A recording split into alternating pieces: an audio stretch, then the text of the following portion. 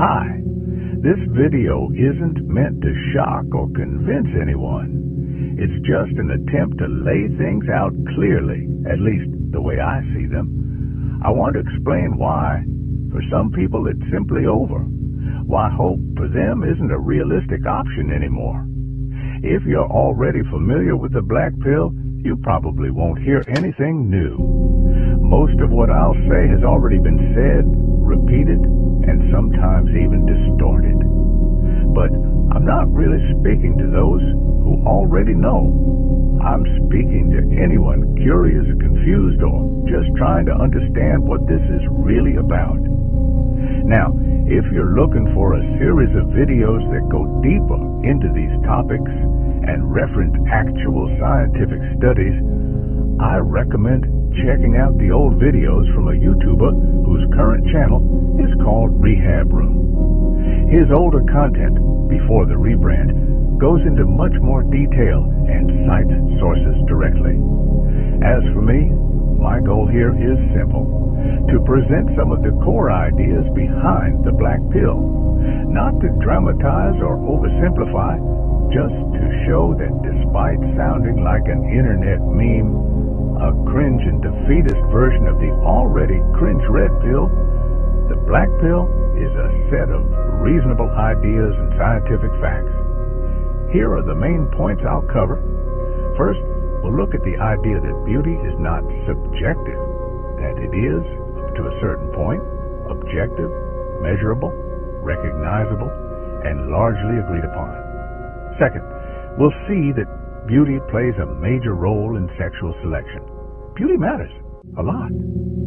Third, we'll explore how the combination of beauty being objective and being a key criterion in mate selection automatically creates inequality in the sexual marketplace. In fact, this is what defines the very existence of a sexual market, a system with winners and losers.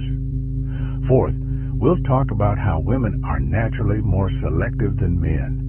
This natural selectiveness makes the dynamics of the sexual market much harsher for men than for women, like really much harsher. We'll go into why for many men this market is brutal, while for most women it simply isn't. Fifth, we'll talk about what happens when you fall below a certain threshold of attractiveness. At some point, it may simply be over for you, meaning you'll have nothing to hope for when it comes to love or relationships. You probably won't find a partner, and even in the rare case you do, the outcome likely won't be fulfilling. And finally, we'll conclude by seeing that this isn't a cultural problem, it's a natural one, rooted in biology. And because of that, there is no solution.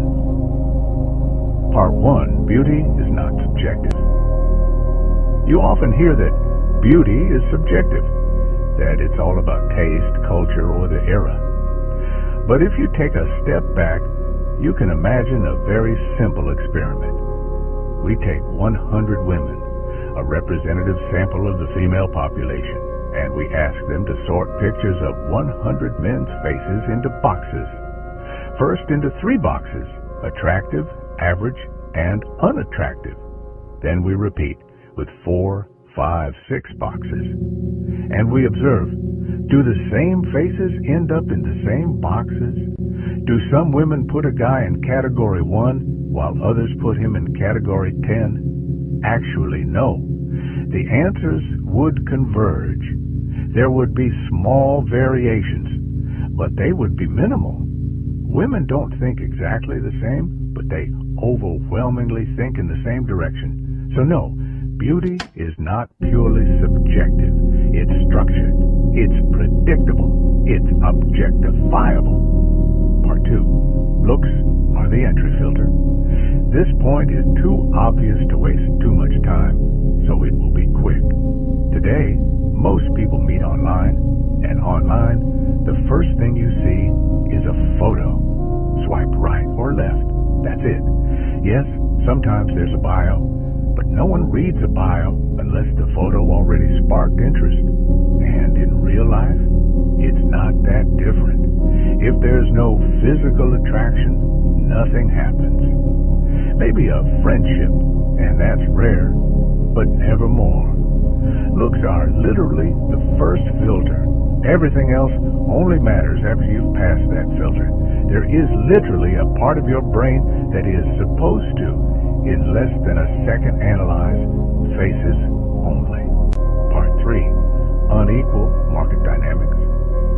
Once you understand that beauty is objectively distributed and that it has become the filter to enter relationships, you're forced to admit that we're now in a market logic. Some people are shocked by this word. Turning love into a marketplace, talking about value. But I didn't make the rules. It's just the natural effect of a system based on widely shared preferences. If some individuals are strongly preferred over others by a large majority of the opposite sex, then we inevitably create a sort of valuation of one person and devaluation of another. It's sad, but I didn't choose for beauty to be the primary metric of value in the sexual market. Nature did. Part 4. Women are more selective and it's natural. You might think this is all cultural, but it goes deeper than that. If we go back to biological basics, women produce eggs, men produce sperm. An egg is rare and costly to produce, so women should behave more selectively to choose who is going to impregnate them. So yeah, we're animals, we're great apes, etc., fine. But you could argue that we kind of escape these evolutionary logics because we don't have sex just to make babies.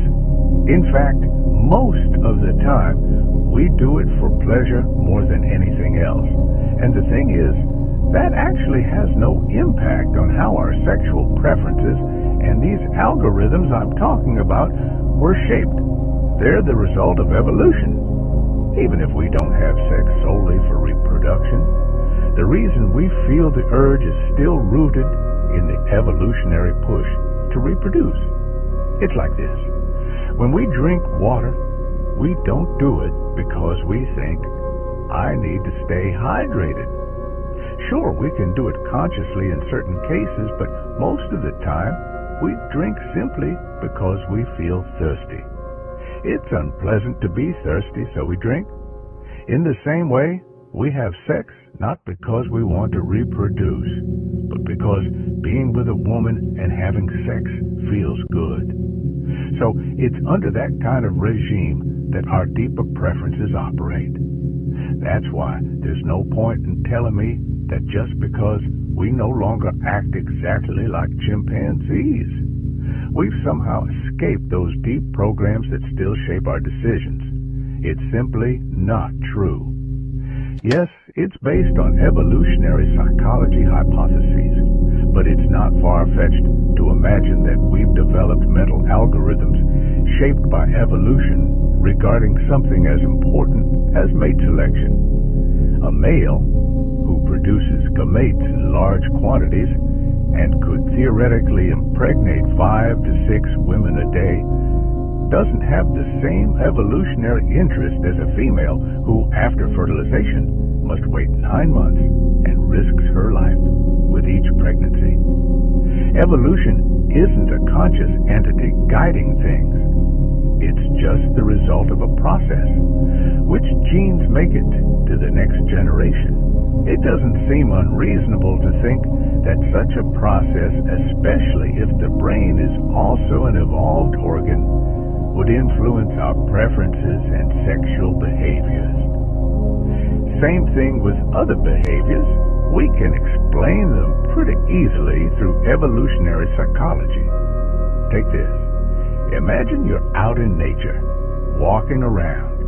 You nibble on some grass, maybe some tree bark, then you find a ripe fruit. Now let's say all 3 taste the same, give you the same little dopamine kick. What do? You'll probably go for whatever's most abundant, grass, bark, whatever. But evolution doesn't reward whatever. It favors the one who prefers the fruit. Why?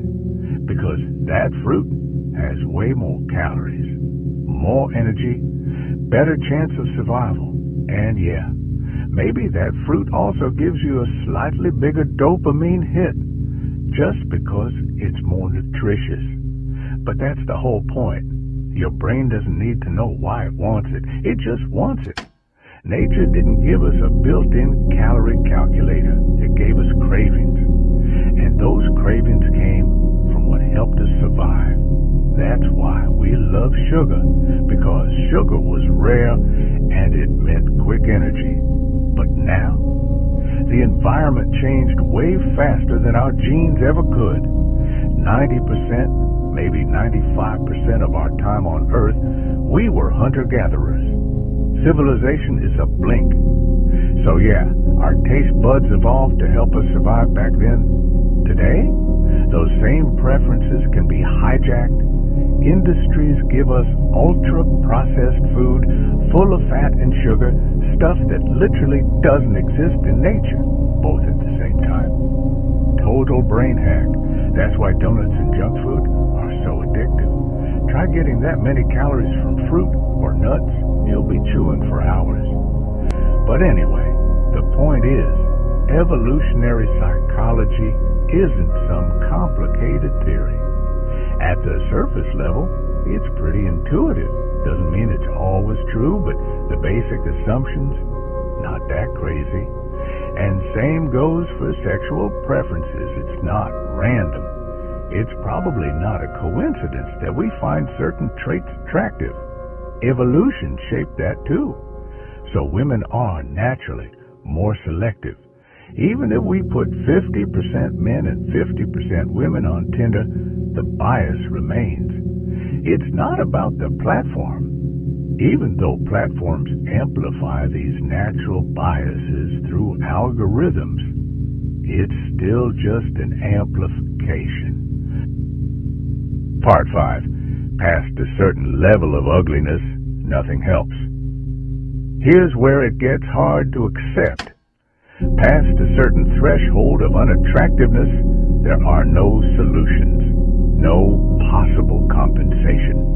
Even offering your resources isn't enough, because the girl can always find someone more attractive or more generous and competent, the so-called beta bucks, than you. You can be kind, funny, smart, rich, whatever. But when the door is closed from the start, it stays closed. And if by some miracle a relationship happens, it will be unbalanced. You'll always feel like the one who got lucky, never the one who was truly desired. Even your ability to offer love is questioned, because if you have no value in the sexual market, you have no decision-making power. You can't set terms. You can only endure. So what's the worth of love or loyalty from someone who has no choice in their partner or who can't afford to cheat? Conclusion. This is nature and it's unchangeable. What I'm saying isn't an ideology. It's not woman-hating or anything like that. Women can't be single against their will. They might just not find someone attractive enough for their standards. Honestly, what I feel towards women is closer to resentment than hatred. It's hard to blame them. They're just following their instincts. Thinking women used to be different is a pure fantasy. Women have always only had eyes for the most attractive men, but in the past, they had to settle for average or even ugly husbands in order to survive. Modernity, changes in production models, contraception, the end of social and religious pressure on promiscuity, these things have brought us closer to a more natural state of affairs. Like in most mammal species, we now observe dynamics of harem building. Some men accumulate partners, others have nothing, and the majority struggle. Now you're going to say, yeah, but it's the same for women. women struggle too. I mean, it's 50-50, right? 50% men, 50% women. Well, yeah, technically there are slightly more men than women, but let's say it's 50-50 for simplicity. So if there's this massive rise in male loneliness, then logically we should see the same rise in female loneliness, right? Well, no, and it's for the reasons we've already talked about. I won't repeat them all, but the point is, most women still manage to have some kind of sexual or romantic activity. Way more easily, in fact. You simply can't compare female celibacy with male celibacy. And if that's true, there's a pretty simple explanation. It means that some men are with multiple women. That's it. And actually, that's the natural state of things I mentioned earlier. If you look at human history closely, what you find is that we have twice as many female ancestors as male ones. That's for our species specifically. So what does that mean? It means that some men reproduced with multiple women, while a large number of men reproduced with no one. That's the split. If I remember right, the stat is something like 80% of women throughout history passed on their genes, while only about 40% of men did. And we can tell this by looking at mitochondrial DNA to trace maternal lineages and Y chromosome DNA for paternal lineages, or something like that. I'm not a geneticist, but that's the general idea. Sexual selection happens at the expense of males for all the reasons we've touched on. So yeah, there's no solution. It's not about just believing. It's not about fighting for it. It would take millions of years of evolution for human preferences to change, for people to one day be attracted to those like me at the bottom of the barrel. We can become aware of it. We can maybe develop some compassion, some clarity, but we can't rewrite natural laws. And that's why sometimes you just have to have the courage to say it's over. Some might say there's more to life than that, and that's true. But it's also true that there's more to life than water, and yet without water, you die. So yes, there's more to life than romantic love, but it's still a need. Maybe the absence of this need being met doesn't show immediately on the outside, but it still matters. Love, intimacy, being desired, these aren't extravagant asks. It's a common human experience. It doesn't require money or luxury, just two people. And yet, tough luck, I'm an extremely ugly man. And yes, I say man because, of course, this reality is male specific. I've personally tested putting extremely unattractive women on Tinder, women with rare skin conditions that made them very hard to find attractive, and they got a flood of likes and matches. I received messages within minutes. Yes, part of it was just for sex. But honestly, that's still better than nothing, and that was only part of it. So, to conclude, I think this video might have ended up being a bit long, and maybe even people who aren't familiar with the black pill didn't actually learn anything new. But that wasn't really the point. The goal wasn't to say anything complicated. It was simply to present the black pill in a way that allows an honest viewer to see that it's really not as crazy as it might seem at first glance. The black pill can have negative consequences on mental health because it's about stopping the lies we tell ourselves regarding our chances and prospects in life. That can obviously create distress. I'm saying this in a calm tone because I'm just reading, but it's real and it's intense. And that's important. It can have serious consequences on someone's life, including, quite simply, leading them to consider suicide if, for example, someone logically comes to the conclusion or just feels that having a romantic partner is a condition for happiness, and they're a heterosexual man who's below a 3 out of 10, then they are almost doomed to suffer for the rest of their life. And from that point, the logical solution might seem to be suicide. I'm not saying you should or shouldn't do it. I'm just laying out the thought process that can follow. Also, it's important not to act like everything was fine before the black pill and everything falls apart after. The impact of the black pill on mental health can cause deterioration, but it can also alleviate a lot of suffering. It hurts to imagine that constant rejection is due to your personality or to something mysterious and unchangeable inside you. But when you understand that it's actually down to factors you never had any control over, like the structure of your bones, that can bring a strange kind of relief. So yes, the black pill can be criticized for its negative mental health effects, but those effects have to be assessed in comparison to the person's mental state before discovering it. And honestly, society doesn't really care about the mental health of unattractive people.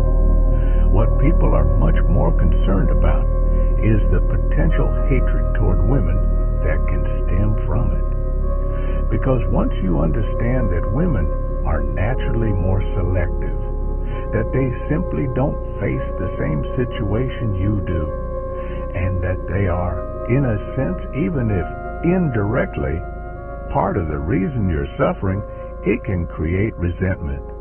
Yes, it's really nature that's responsible, but nature acts through them, and unrequited love tends to generate very strong emotions, resentment, even hatred. Some people express that, some express it with violence.